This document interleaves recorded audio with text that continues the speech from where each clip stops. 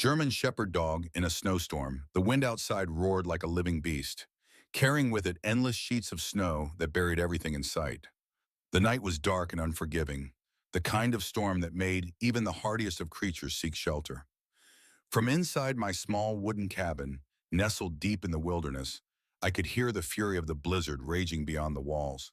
The fire crackled softly in the hearth, casting warm, flickering shadows that danced across the wooden floors. I pulled my wool blanket tighter around my shoulders, savoring the warmth of my secluded refuge. It had been another long, solitary day in the mountains, spent chopping wood, tending to the fire, and enjoying the rare peace that came with being completely off the grid. I had just settled into my armchair with a steaming cup of coffee when I heard it, a faint scratching at the door. At first I dismissed it. The wind had a way of making noises, and branches often scraped against the cabin walls in weather like this. But then I heard it again, scratch, scratch, followed by a soft, pitiful whimper. I frowned, my heartbeat quickening. That wasn't the wind. Living alone in the wilderness teaches you to trust your instincts, and something about this sound unsettled me. Setting my coffee down, I slowly rose to my feet, my breath catching in my throat as I approached the door. The scratching had stopped, but now there was only silence, except for the storm's relentless howl. Taking a deep breath, I grabbed the flashlight from the counter, unlatched the door, and cracked it open. A blast of frigid air slammed into me instantly, sending icy snowflakes swirling into the cabin. I lifted the flashlight, its beam cutting through the whiteout conditions. That's when I saw it.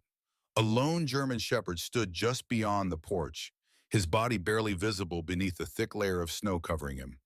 His fur was frozen stiff, and his ribs jutted out from beneath his damp, matted coat. His legs trembled violently as he struggled to stay upright. But it was his eyes that struck me the most, deep, soulful, and filled with something that could only be described as desperation. For a moment I stood frozen in place, stunned by the sight before me. Then, without warning, the dog's legs buckled beneath him, and he collapsed onto the snow-covered porch. Jesus Christ, I muttered under my breath, my instincts kicking in as I rushed forward. The cold bit into my skin as I stepped outside, the wind whipping around me with brutal force. I bent down and reached for the dog, my hands flinching as they made contact with his ice-cold fur. He was barely conscious, his breathing shallow, his body limp in my arms. "Hang on, buddy," I murmured, lifting him up as gently as I could. He was lighter than he should have been, too thin for a dog of his size. His body sagged against my chest, offering no resistance as I carried him inside. Kicking the door shut behind me, I rushed to the fireplace and laid him down on the thick rug, his body still trembling from the cold. I moved quickly, grabbing a warm blanket and wrapping it around him.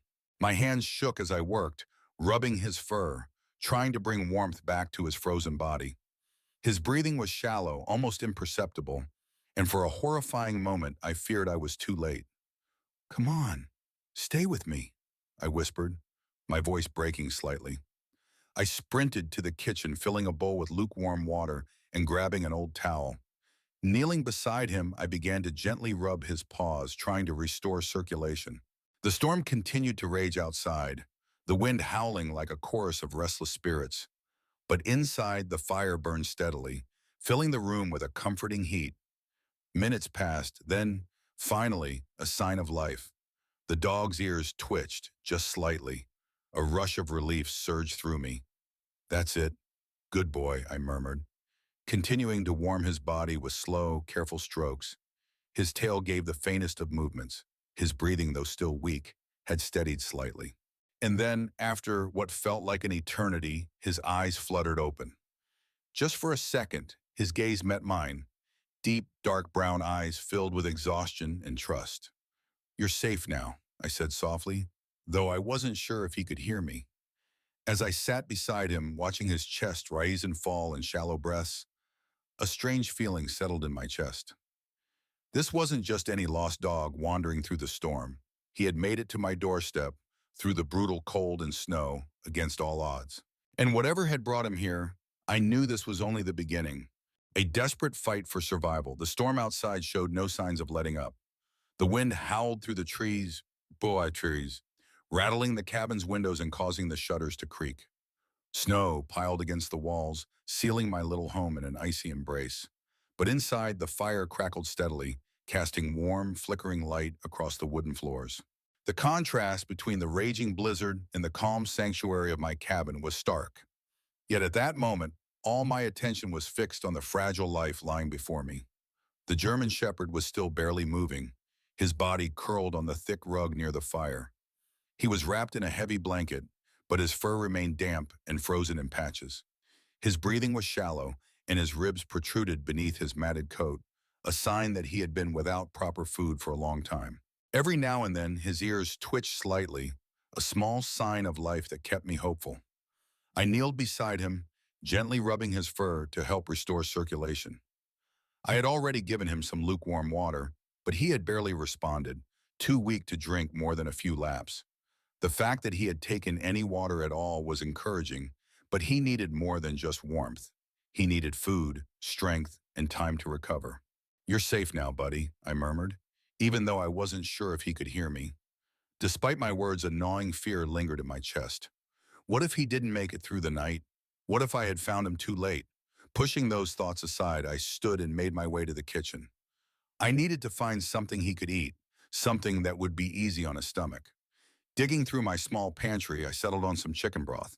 It wasn't much, but it was warm and nourishing. I quickly heated it over the stove, the gentle simmer filling the cabin with a comforting aroma. When I returned to the fireplace, the German Shepherd's eyes were barely open. His deep brown gaze flickered toward me, but remained unfocused. I set the bowl down near his nose, hoping the smell would encourage him. "Come on, buddy," I coaxed softly. "Just a little." He sniffed weakly, his black nose twitching ever so slightly. For a moment, I thought he was too weak to eat, but then slowly he stretched his neck forward and lapped at the liquid. My chest tightened with relief. "Good boy," I whispered, watching as he drank. Each sip seemed to give him the slightest bit of strength.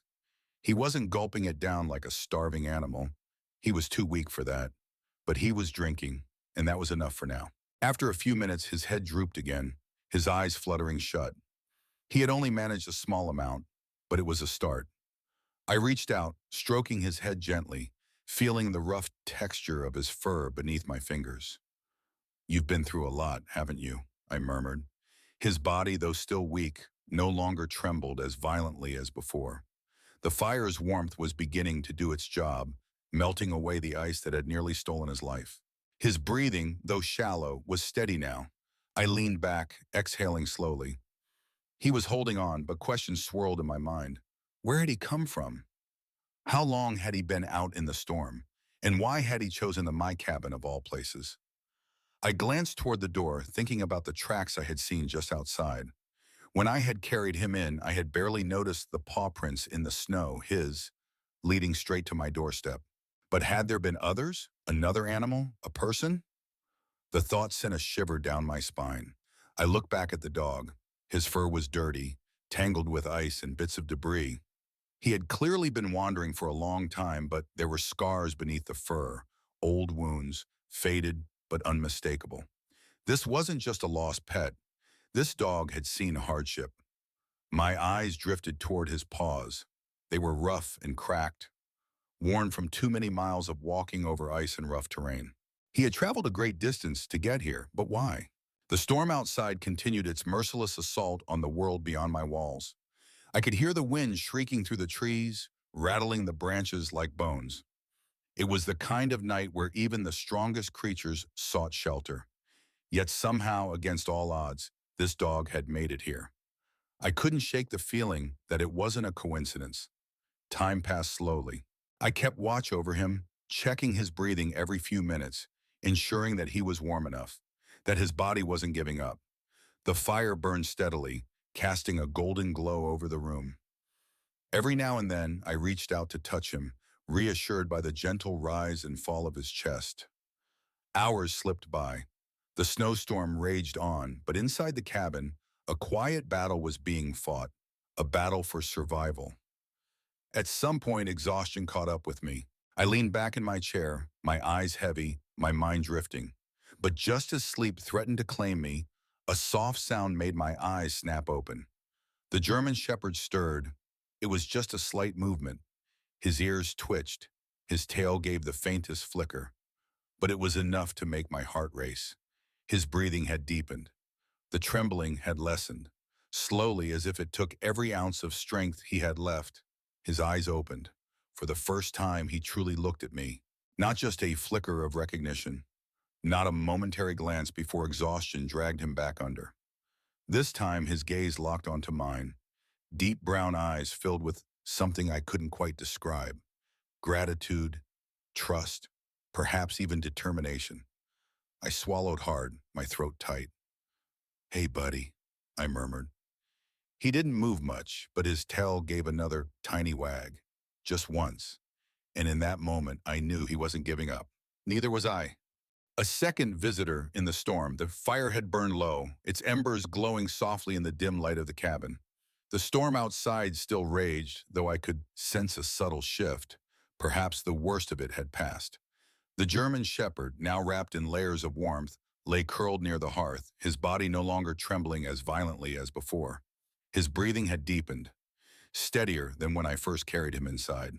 His chest rose and fell in slow, rhythmic motions, his body finally beginning to relax after enduring the brutal cold.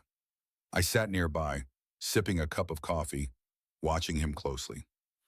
Every few minutes, I would check his paws, his fur, making sure the ice had completely melted away. The fire's warmth had done its job, and the once frozen dog was now merely exhausted rather than at death's door. As I stared at him, my mind wandered back to the moment he had appeared. The way he had scratched at my door, the way his eyes had locked onto mine as if pleading for help. It had felt deliberate, almost as though he had come here for a reason. And that thought refused to leave me. Where had he come from? Had he been wandering for days, lost and alone? Or had someone left him out in the storm to die? The scars hidden beneath his thick fur told a story of hardship. This wasn't just some lost pet. He had suffered, endured something terrible before making his way to my doorstep. I sighed, running a hand through my hair. Whatever his past was, it didn't matter now. He was safe here. He had survived. Just as I was about to lean back and let exhaustion take over, I heard it. Scratch, scratch. The sound made my breath catch in my throat. I sat up straight, my pulse quickening. Scratch, scratch, whimper. I turned my head sharply toward the door. No, that couldn't be right. I placed my coffee down on the table, the ceramic clinking softly against the wood. My hands felt suddenly cold despite the fire's heat. For a moment, I thought I was imagining things. Maybe it was the wind shifting the trees, or perhaps some loose shutters rattling against the cabin's frame. But then it came again. Scratch, scratch. A chill ran down my spine. I rose slowly from my chair, careful not to startle the sleeping dog. His ears twitched slightly, as if he too had sensed something. He didn't lift his head, but there was a tension in his body that hadn't been there before. I stepped cautiously toward the door, my bare feet silent against the wooden floor. The closer I got, the more certain I became that this was no trick of the wind. Something or someone was out there. I reached for the flashlight on the counter, my fingers tightening around its cold metal frame. Taking a slow breath, I unlatched the door and pulled it open just a crack. The icy wind hit me instantly, seeping through my clothes and biting at my skin. Snow swirled around the porch, the world outside still a frozen white wasteland. I shined the flashlight into the darkness, my beam cutting through the thick snowfall. At first, I saw nothing, just an endless stretch of white, the trees in the distance swaying under the weight of the storm. Then I looked down, and my breath caught in my throat. There, standing just outside my door, was another German shepherd. This one was smaller, younger, his fur just as matted and frosted as the dog I had rescued earlier. He stood there, his body trembling, his paws shifting uncomfortably in the thick snow. His ears were pulled back, his eyes wide with desperation. I exhaled sharply, my mind racing. Two dogs, both in dire condition, both arriving at my doorstep in the middle of a brutal snowstorm. This was no coincidence. "Oh my God," I muttered, crouching down slightly. The younger dog took a hesitant step forward, his paws sinking into the snow. He didn't bark, didn't growl, didn't shy away. Instead, he simply looked up at me with the same desperate expression I had seen in the older dog's eyes, a silent plea for help. I swallowed hard, glancing back inside. The older shepherd still lay near the fire, his body weak but his ears now perked slightly, sensing the presence of another. He lifted his head just barely, his nose twitching as he caught the younger dog's scent. And then something remarkable happened. The older dog's tail gave the slightest wag. Recognition. I turned back to the young dog outside, realization dawning on me. "You know each other," I whispered aloud. The younger dog took another step forward, inching closer to the warmth of the cabin. His movements were slow, hesitant, but he didn't resist when I finally reached out, scooping him up into my arms. He was just as cold as the first, his body stiff from the freezing temperatures. His heart beat fast against my chest, but I could feel his exhaustion weighing him down. I quickly stepped inside, kicking the door shut once more. The warmth of the cabin wrapped around us as I carried the young dog over to the fire, laying him gently beside the older shepherd. He curled up immediately, instinctively pressing himself against the bigger dog, seeking comfort. The older dog sniffed him, then let out a low, soft whimper before resting his head against the smaller one. A moment passed, then the younger shepherd sighed, a deep, weary breath, as if finally allowing himself to feel safe. I knelt beside them, watching as the older dog nuzzled the pup gently, his tail wagging just slightly. They weren't just two stray dogs, they were family. I exhaled slowly, reaching for another blanket and draping it over the pair. My mind raced with questions. Where had they come from? Had they been abandoned? Or worse, had they escaped from something far more sinister? I didn't have the answers yet, but as I sat there watching them settle into the warmth of the fire, I knew one thing for certain. These dogs had fought through a merciless storm to find me, and I wasn't going to let them go. Footprints in the snow. The storm had begun to ease, though the world outside my cabin remained frozen and silent. The wind had lost its earlier ferocity, now only whispering through the trees, carrying the last remnants of snow into the night. But inside, warmth had returned. The two German shepherds lay curled together on the thick rug near the fire, their bodies pressed close, as if seeking comfort in each other's presence. The older one, now noticeably stronger than when I first found him, rested his head gently over the smaller dog's back. His deep brown eyes, though still filled with exhaustion, held a quiet protectiveness that hadn't been there before. They were more than just two stray dogs. They were survivors. And yet, something about their sudden appearance nagged at me. Two dogs, starved, eventually I'd entered covered in frost, had arrived at my doorstep in the middle of a brutal snowstorm. That alone was strange, but the way they recognized each other, the way the older one had wagged his tail at the sight of the younger pup, told me they had been together before. Had they been abandoned?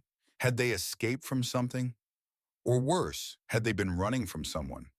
I turned my gaze toward the window. The snowfall had finally begun to settle, revealing a pristine white landscape that stretched into the darkened forest beyond. I had been too focused on getting the dogs inside to check their tracks earlier, but now I had to know. Something about this didn't feel right. Carefully I stood, moving toward the door as quietly as possible so as not to disturb the resting dogs. As I reached for my coat and boots, the older shepherd lifted his head slightly, his ears twitching as he watched me. "I'll be right back," I murmured, unsure if he understood, but feeling the need to reassure him anyway. The cabin door groaned softly as I pulled it open. The cold hit me immediately, biting at my skin and stealing my breath. Snow crunched beneath my boots as I stepped onto the porch, my flashlight cutting through the eerie stillness of the night. At first, all I saw were my own footprints from when I had carried the dogs inside.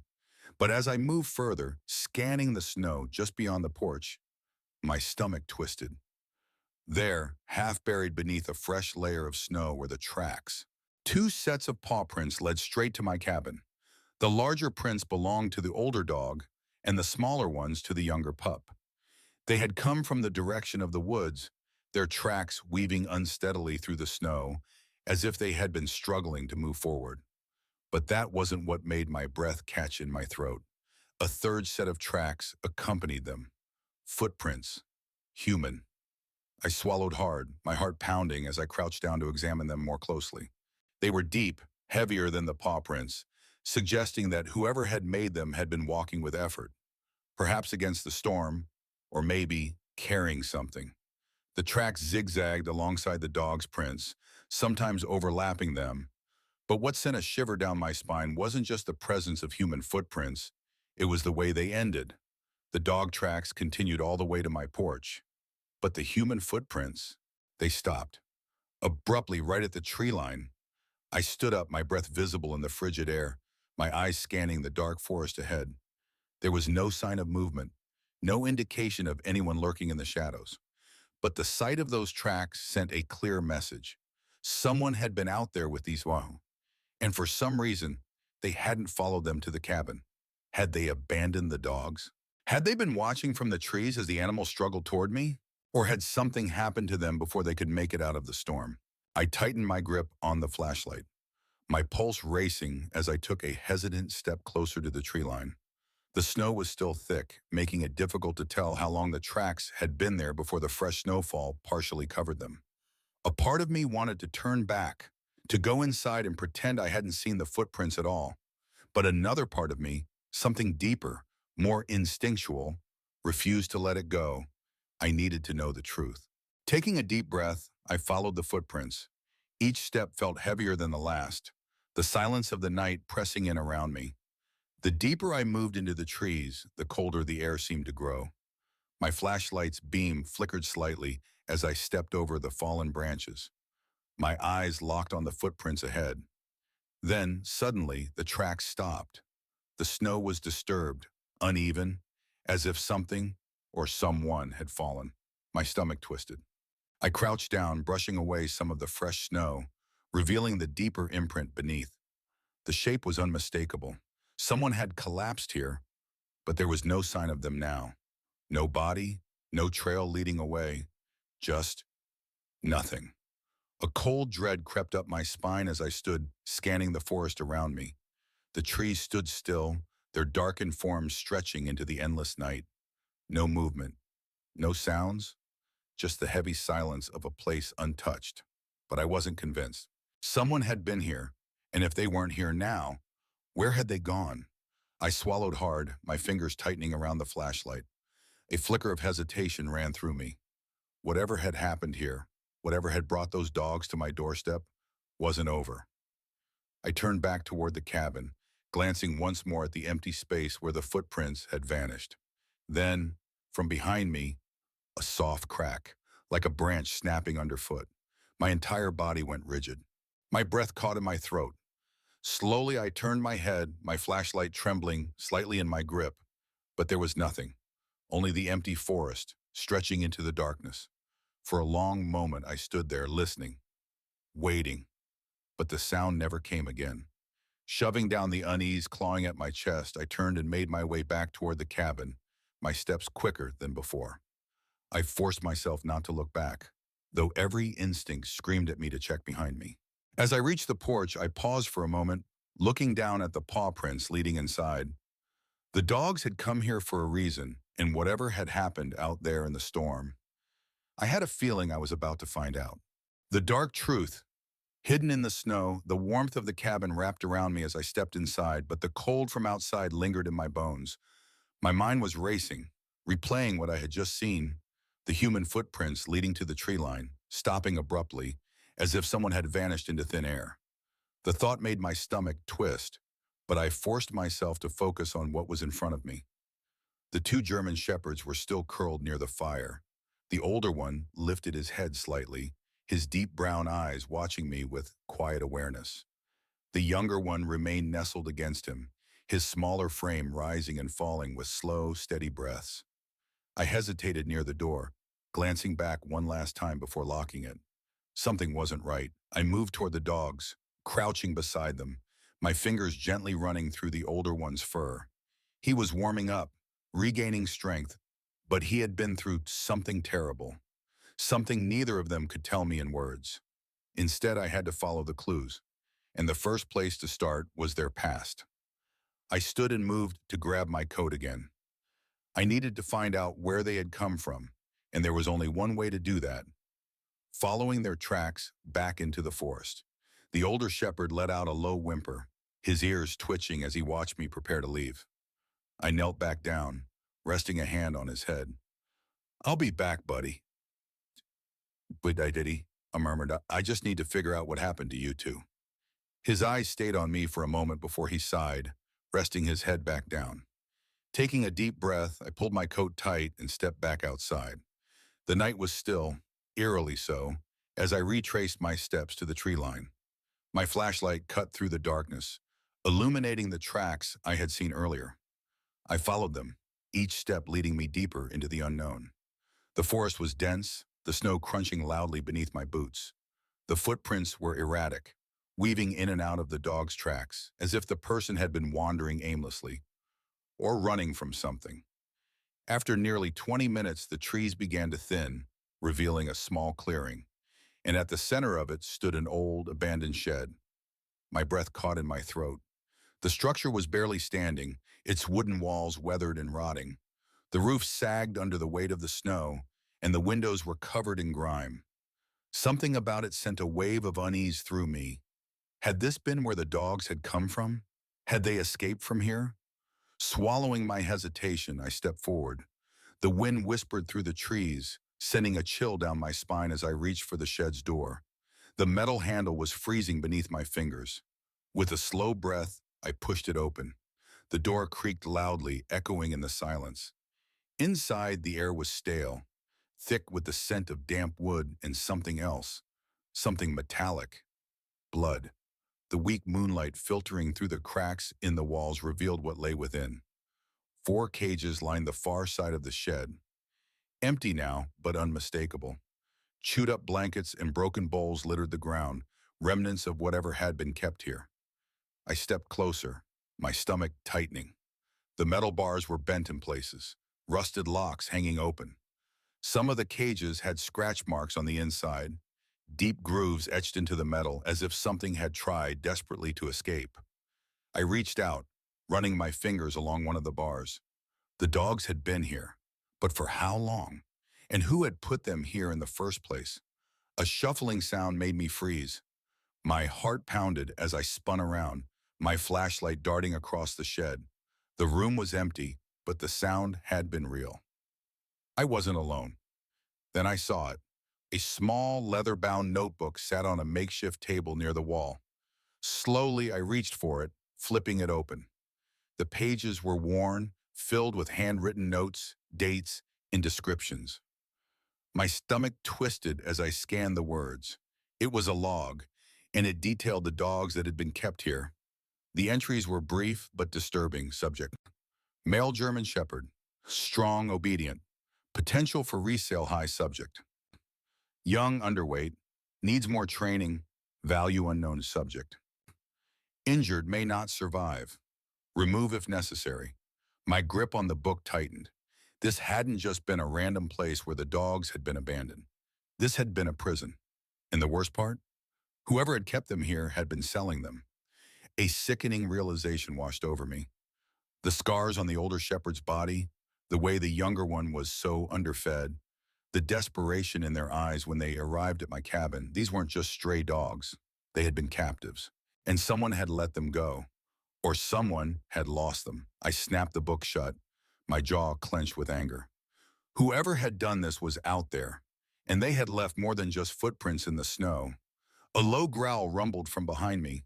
My breath hitched as I turned sharply, my flashlight trembling in my grip. Standing just inside the doorway was the older German shepherd. He had followed me. His ears were pricked forward, his eyes locked onto something beyond the shed. His body was tense, his fur bristling. He wasn't looking at me. He was looking past me, into the trees, and then I heard it. A soft crunch, a footstep in the snow. Someone was out there, watching us. The German shepherd let out another low growl, his body shifting forward, protective, ready. I turned my head slowly, my flashlight casting its beam toward the tree line. For a moment, I saw nothing. Then, movement, a shadow among the trees. My stomach dropped. I wasn't alone. And whoever had done this to these dogs, they weren't finished yet. The confrontation in the woods, the wind had died down, but the silence that followed felt heavier than the storm itself. My heart pounded in my chest as I stood at the entrance of the shed, gripping the small leather notebook that held the horrifying truth about the dogs. The older German shepherd was beside me, his body tense, ears perked forward, his growl low in warning. Someone was out there. A shadow moved between the trees, slow and deliberate. My flashlight beam flickered as I swept it across the snow-covered ground, trying to get a better look. Then a voice broke the stillness. "That doesn't belong to you." The words sent a chill down my spine. They came from the darkness beyond the shed, calm but laced with something cold and dangerous.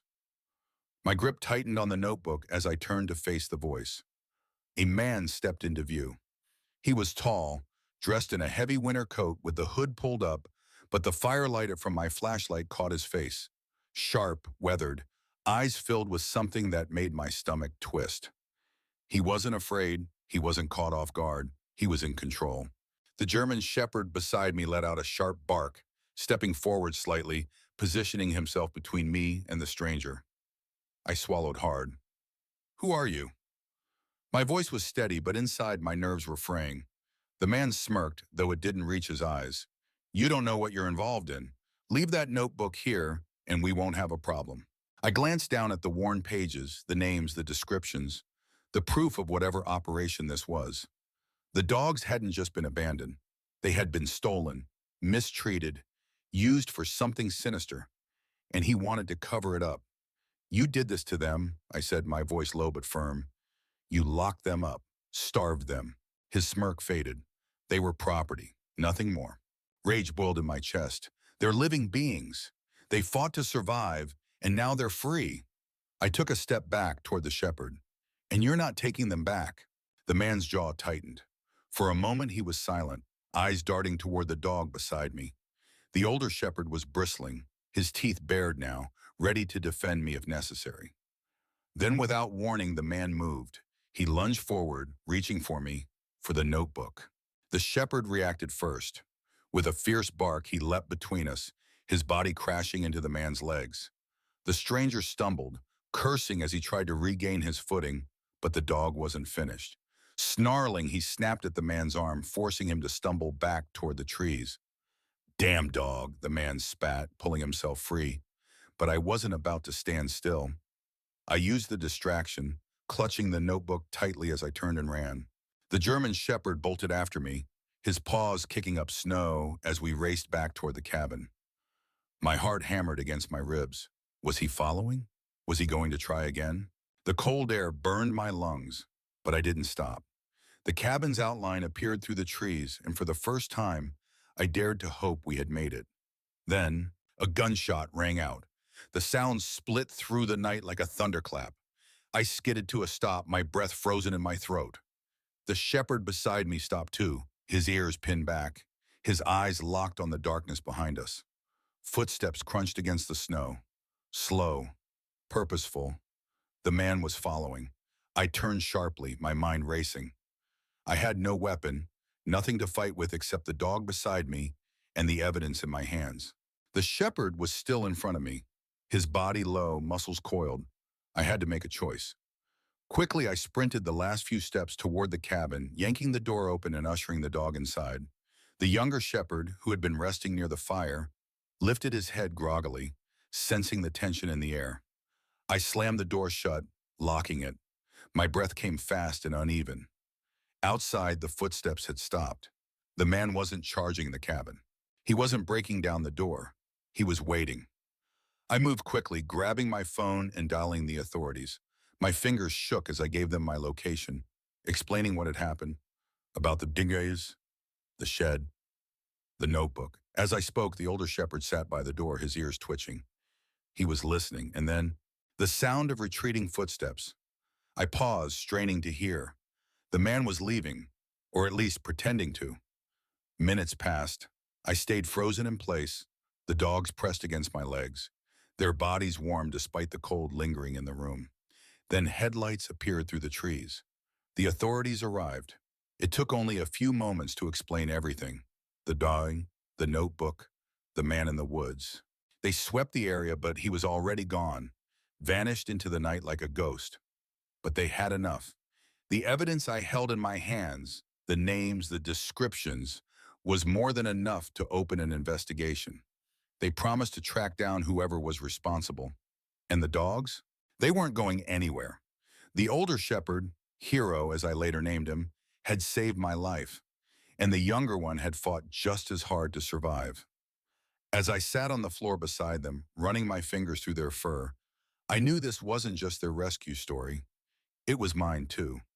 The storm had brought them to me for a reason, and no matter what came next, we would face it together.